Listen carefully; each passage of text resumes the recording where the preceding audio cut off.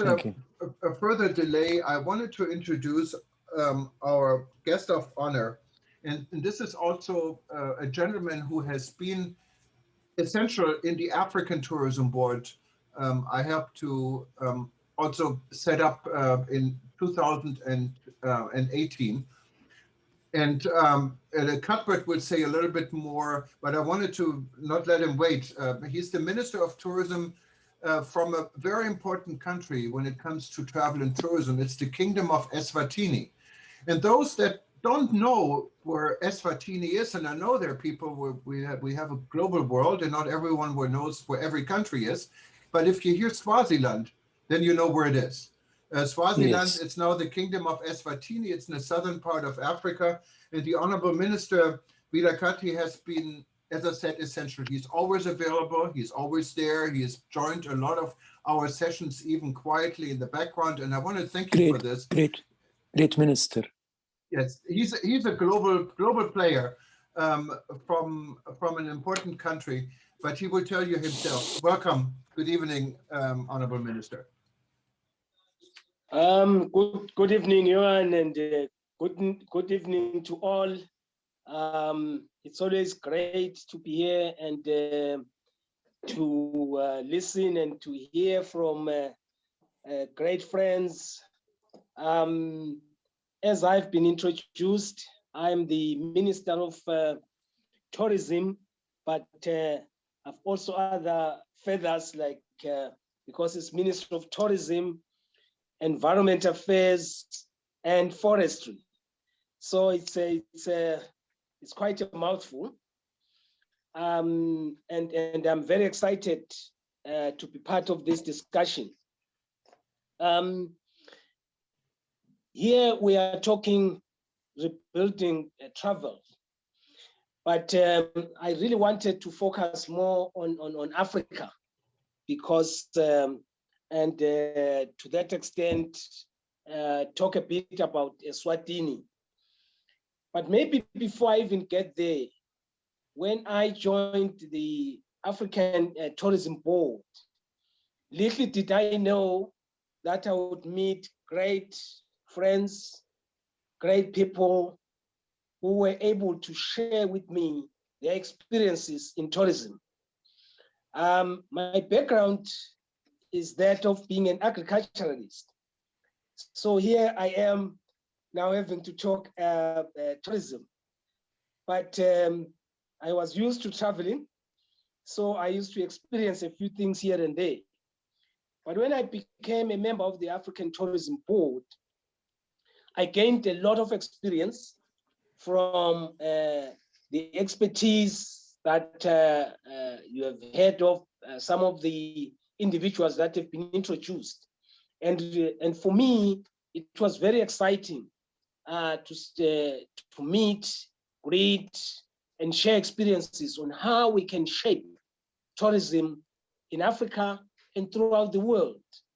And that is the exciting part.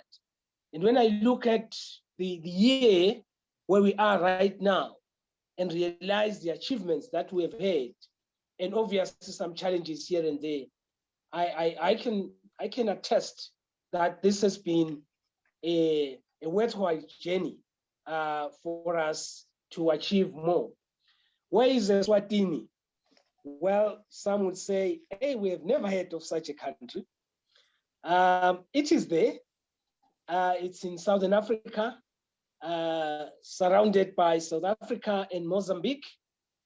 And it's about 17,000 square kilometers. Very small, but with a big heart. And a very big heart for that matter.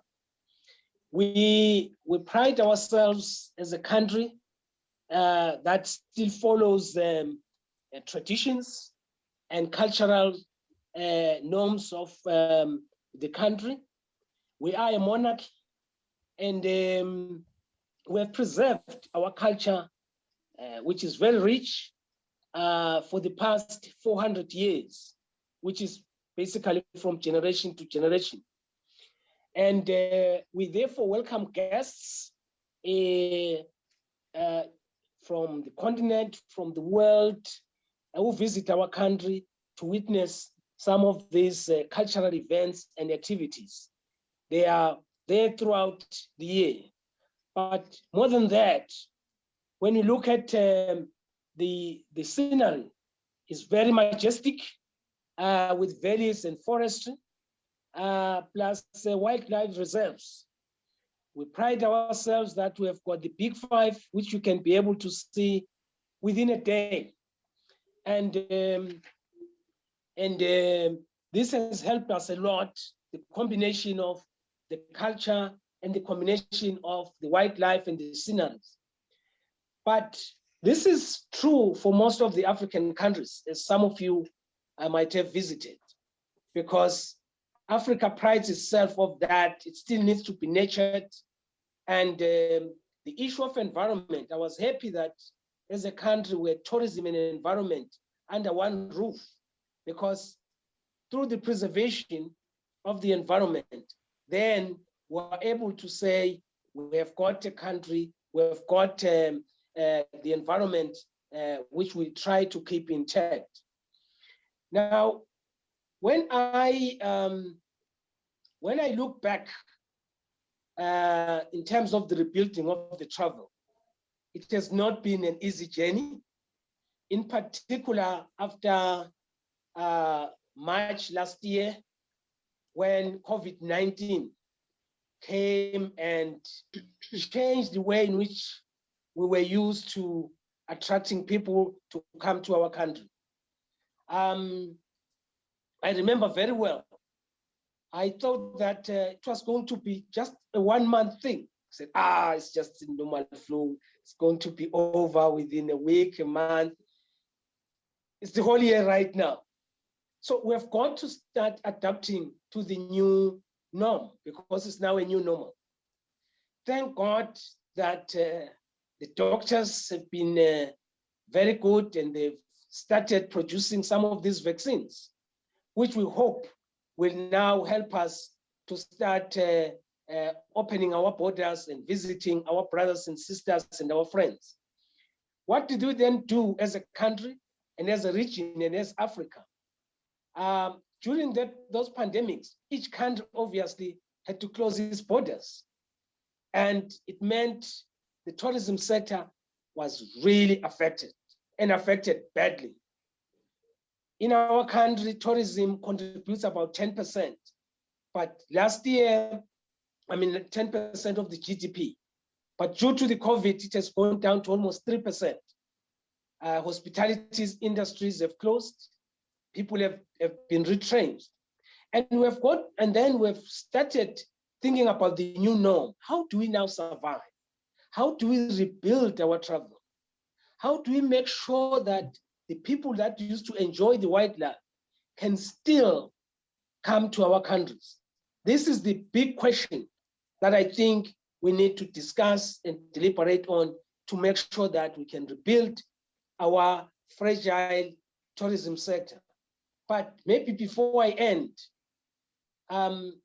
tourism is really resilient. And if we package our narratives, we would ensure that we can attract those people that love to travel. People have been quarantined, and they are saying we want to come. And therefore, it's about time to say we are open, and Africa is now opening, by the way. We are already seeing countries getting the COVID vaccines, and we're hoping that by July, August, most of these countries would have been vaccinated. And that is an opportunity that we can now cherish together. But as countries, what we then did was we started focusing on the domestic tourism. We realized that there were lots of things that we didn't know internally. And that has been going from country to country. And fortunately, it's an opportunity that has been brought by this pandemic, because now we have more ambassadors. We now have more people who now understand the countryside, who understand what the beauty of the country, the sceneries, etc. And that to me has been the lessons that I've learned to make sure that as I present today, I can say I now understand the country better, because I've also tried to travel, because there were certain places that I wouldn't travel, because I wanted to lead from the front to make sure that, yes, you can go to such and such a place. Yes, you can enjoy a meal in there. Yes, you can climb this mountain. And I think that is the lesson that I learned. As we move forward, we have a dedicated strategy that say, as we open our borders, let's make sure that we can incentivize the people and the tourists that are going to come to our various countries. We can now share with our neighbors, so that if people come to Southern Africa, we can start looking at a bouquet, which will allow people to visit one country and to the next. But the key is to make sure that the protocols are similar, because if the protocols are not similar, then we might encounter problems as we move forward. Otherwise, with me, I'm very excited to be here. I look forward to the discussions and to answer any questions.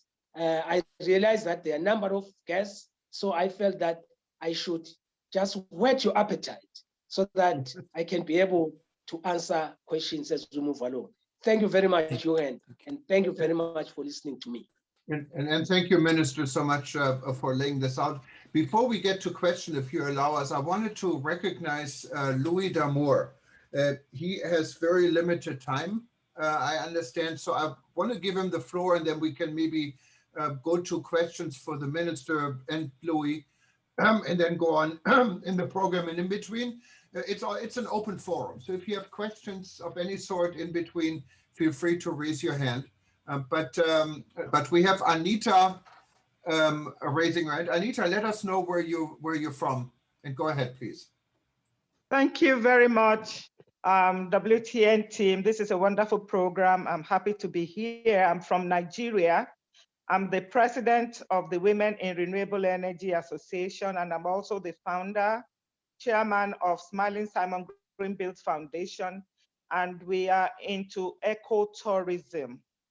We are working through the tourism value chain in such a way that we can decarbonize, the environment. And I love what the minister has spoken about, the environment, protection of the environment through tourism. And I really would like to ask him, how can we all work together in Africa, particularly through that wonderful body, African Tourism Organization, that we can have a pavilion in one country of the 54 countries, featuring our foods, our culture, tradition, our beverages, all under one little pavilion, so that we can actually work with a peace mission, because we can go through food and our beverages and foster peace in Africa. That is my question for him. Thank you. No, thank you very much. This is a mouthful. I was last in Nigeria when I went to Ibadan at IITA, and I learned a lot, particularly about business, and also some of the cultural activities that obtained in Nigeria. I was very, very excited. There were certain things I was trying to steal, but little did I know that at some point I'll be a minister. If I knew then, I would have ensured that some of your cultures would have come down south of Africa. I think the question that you are putting on the floor is very, very important. How can we make sure that we can capitalize on the rich cultures of Africa? Because from country to country, the cultures are very, very rich. I think we need to start looking at that. When I look at some of these cultural events that are done outside of Africa, like the Brazilian cultural event, I think we can have one in Africa. And through African Tourism Board, I will have to push Cuthbert to make sure that we host one, so that all of these cultures can come together. It can start as a weekend, and thereafter maybe for the whole week. Imagine having all of those cultures under one roof, and each one showcasing what they are good at. Of course, I know that Eswatini would beat you, but that's for another day. I think it's a wonderful idea, Cuthbert. Please, let's check it as part of the menu that as we move forward. I really would like to take this one on immediately. No, this is a very good feedback, Anita. And of course, we didn't forget Cuthbert. Cuthbert definitely needs to weigh in there. Before we go to Cuthbert, Taleb raised his hand. So let's go to Taleb and then we go to Cuthbert, if that's okay. Thank you so much. I just want to salute the minister. He's been a great minister. And I want to tell him something, a secret between him and I. He shouldn't worry about the fact that he's not specialized in tourism. You're an agricultural person, you have passion for tourism. I was like you.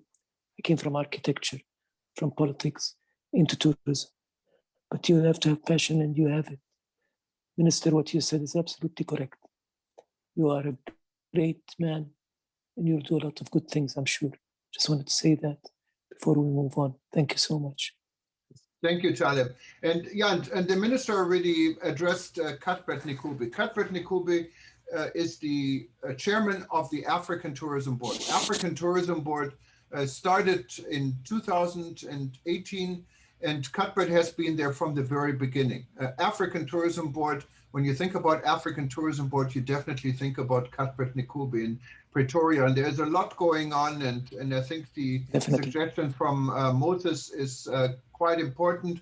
And Cuthbert is now, I think, joining us today from Namibia. He's traveling, and I have to say that we're all of us who knew Cuthbert had COVID in quite a bad way, and it looks like he fully recovered.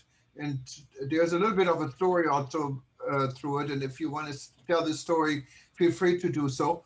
We've published it in Itobo News, but it's amazing the recovery Cuthbert made. He looks like the old Cuthbert, and I don't mean old in a way of old, but you're looking young and fresh. And thank you for joining both sessions, Cuthbert. From African, saved by African. Yes. Thank you so much, Jürgen. Really appreciate your support and your prayers as well. Honorable Minister, thank you so much. We really appreciate, always eager to move and to run.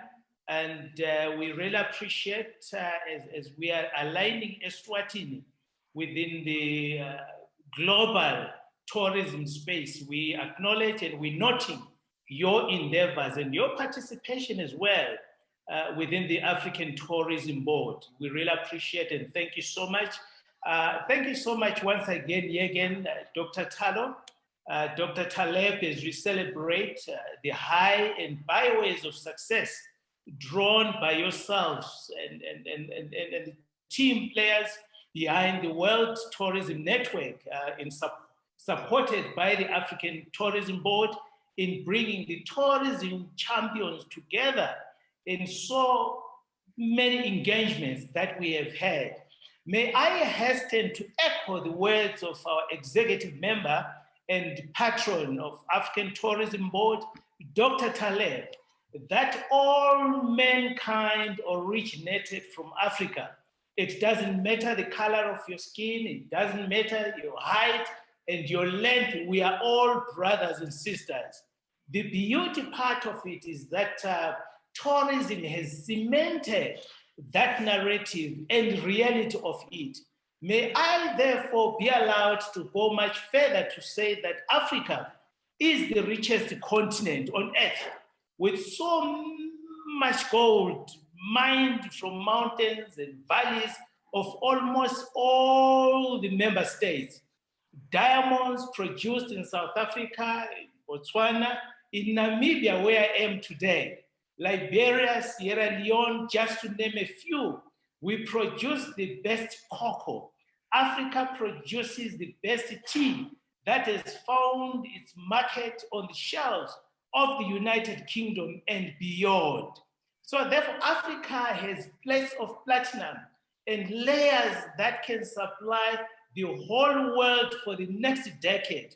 What am I saying, colleagues? When it comes to tourism, it is the only primary drivers of economic growth and job creation in Africa. We have a unique history, as I allude to my minister, that with our diversity across the continent, our natural wonders that have gained momentum and attention amid the local and global increase in cultural heritage.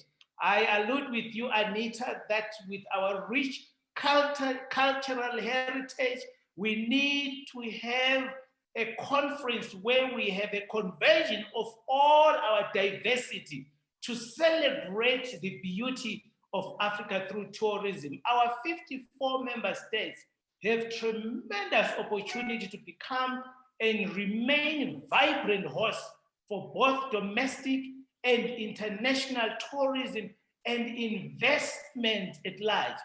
Therefore, as we set the pace for activation to our tourism economy, dear brothers and sisters across the globe, Africa is open, Africa is rich. Come visit and invest. This is your home. We will welcome you with wide open arms. Thank you so much, Jürgen. We really appreciate. Thank you so much. No, thank you, Cuthbert, for your input. Thank you, Cuthbert. Thank you. And thank you again, Minister Vilakati, for your presentation. And we keep this an open discussion. So if there are important issues or questions, bring them up. You can also email us later. We can share it with the Honorable Minister, with Cuthbert. And we're going to have many more sessions and discussions to get into more details, I'm sure. Also wanted to recognize Zine Ukwana. She's joining us from Johannesburg, and she has been essential also in the African Tourism Board. Now let's go from Africa to London. Jürgen, can I comment on? Sure, go ahead. I just wanted to mention that had it not been for COVID, IIPT was planning a global summit in Africa on the theme, "Come Home to Africa, Birthplace of the Global Family." And Cuthbert, maybe IIPT and the African Tourism Board can cooperate on such a conference as soon as COVID permits. And I think that's a wonderful idea, and we can definitely help to coordinate this. Now, Cuthbert was saying something, but you're muted, Cuthbert. No, I was just saying thank you so much, Luis. We really appreciate your energy. And as African Tourism Board, definitely it would be an honor for us to synergize and start working together. I remember we participated together in one of the conferences a few years ago in Johannesburg. It will be a great pleasure. Let's work towards it. Most probably, let's converge and have a discussion so that we can start the preparations. Yeah, and Dr. Rafai is aware of this. I've had discussions with Dr. Rafai on such a conference. And Jürgen, Cuthbert, I look forward to further communication with you to see if we can move this forward. Okay, thank you so much. Okay, Cuthbert is raising physically his hand, but I meant actually you can click on the raising hand button, but Cuthbert, go ahead. Thank you so much, Jürgen. I've been trying to see if I could raise my hand on the system, but it looks like there's quite a lot of complexity. Yeah, colleagues, I really believe that we have so much glorified the monster that has brought so much havoc in our spheres of life, so much that it has really overshadowed the brighter side of life. The Minister Vilakati from Eswatini, I allude to his sentiments that the break that was created by the COVID-19 has afforded him to reset and explore and learn much within the domestic space. So I plead with all of us, let's start planning with confidence that we have yet crossed over. Yes, as Andrew has indicated that and emphasized the need for a precautionary measures. Yes, it must include the rollout of the mass vaccine if that is possible. But let us live today for tomorrow. We acknowledge and really appreciate Louis D'Amour for their plan of action. In Africa, we have seen a steady drop, especially on the infections and death. Hence, most member states are now easing the lockdown levels. So it's happening indeed, and let's all positively make it happen with a new norm, of course, of doing things. Let's accept the reality and start living our lives, making the best we can under these circumstances. Actually, this afternoon, I had the privilege of touring one of the biggest national parks that borders Namibia, Botswana, Zambia, and Zimbabwe. And we have seen an influx of tourists. So let us move and let us with confidence and look at the brighter side of greater things, especially within our tourism sector. Thank you again. Thank you very much.